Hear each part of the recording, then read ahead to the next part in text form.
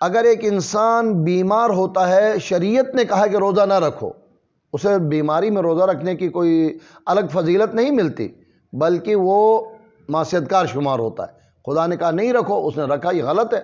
جیسے آیت اللہ سیستانی کا مکمل واضح فتویٰ ہے کہ تیمم کی جگہ کوئی وضو کرے تو اس کا وضو باطل ہے۔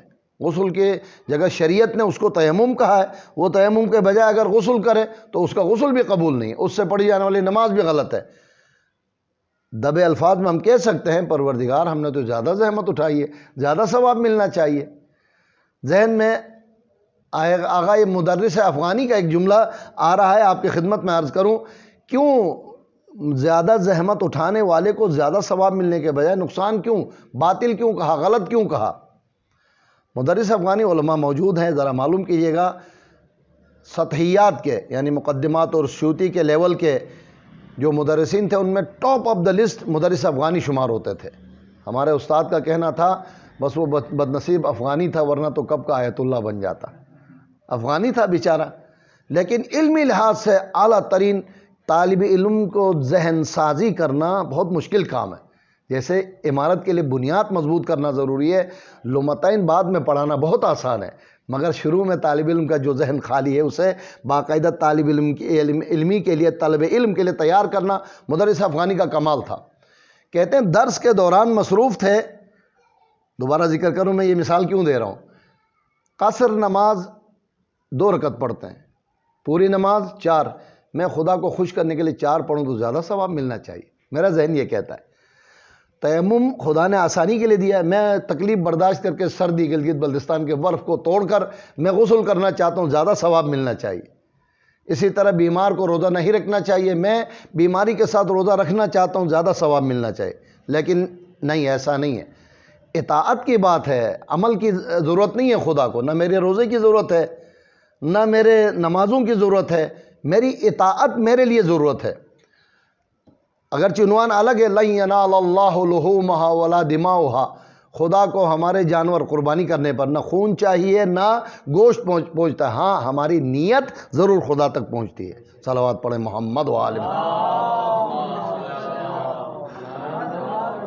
اطاعت کے مطابق سفر میں انسان کو سے خدا 2 چاہتا ہے تو میں کون ہوتا ہوں زبردستی 4 دینے والا؟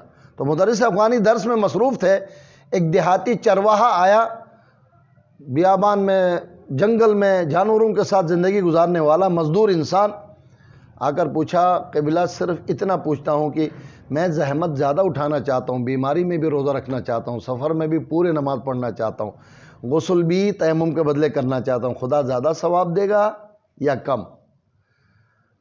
اب معصوم کا فرمان آپ حضرات کے علم میں کلم الناس علی قدر عقولہم، لوگوں سے ان کے عقل کے مطابق۔ مدرس افغانی مدرس ہیں، وہاں فلسفہ، منطق، آیتیں، تفسیر جھاڑ دے، ایک چرواہے کے سامنے کیا کام آنے والا ہے؟ بیچارہ اس کے ذہن پر بوجھل ہوگا، اس کے علاوہ کچھ بھی نہیں ہے۔ سوال کیا آپ کام کیا کرتے ہو؟ اس نے کہا میں بننا ہوں، مستری۔ مثال بہت پسندیدہ ہے میری ذاتی طور پر، اس لیے میں اس اکثر پیش کرتا ہوں۔ کہا اچھا آپ مستری ہیں، کیا کام کرتے ہو؟ کہا میں اینٹ پر اینٹ رکھ کر دیوار بناتا ہوں۔ تمہارا کوئی ہیلپر بھی ہوتا ہے نا، ہر استاد کے ساتھ کوئی مستری تو ضروری ہے، وہ ہیلپر مزدور ضروری ہے مستری کے ساتھ۔ ہاں ایک ہیلپر بھی ہے میرے پاس۔ کہا آپ اینٹیں چنتے چنتے ایک مقام آتا ہے جہاں پر آدھی اینٹ ڈالنے کا موقع ہوتا ہے، معلوم ہے نا سب کو، اسٹائل میں بھی دیکھیں آخر میں چھوٹا سا حصہ ڈالا ہوگا، وہاں پر جگہ ہے آدھی اینٹ کا، اور آپ کا شاگرد تمہیں خوش کرنے کے لیے پورا اینٹ تمہیں پکڑا دے، کیا کرو گے؟ کہا غصے میں اس کے سر پہ ماروں گا اٹھا کے۔ یہ خود جواب دینے کے بعد میرے استاد فرماتے ہیں کہ اب ہاتھ اور پیشانی چومنے کا موقع نہیں ملا، سر پاؤں پر رکھ کر کہا قبلہ تم نے مکمل سمجھا دیا مجھے، کلم الناس علی قدر عقولہم۔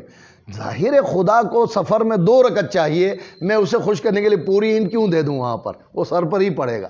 بہت سے نماز گزاروں کی عبادتیں خدا کی خوشنودی اور حکم کے مطابق نہ ہونے کی وجہ سے فرشتے اٹھا کر اس کے سر پہ مارتے ہیں، خدا کو نہیں چاہیے، لیکن خدا کی مرضی کے مطابق ہو تو خدا کم کو بھی قبول کر کے 1 کے بدلے 10، 10 کے بدلے 100، 100 کے بدلے 1000 اور کبھی بے حساب اجر و ثواب دے کر مومن کو مطمئن کر دیتا ہے۔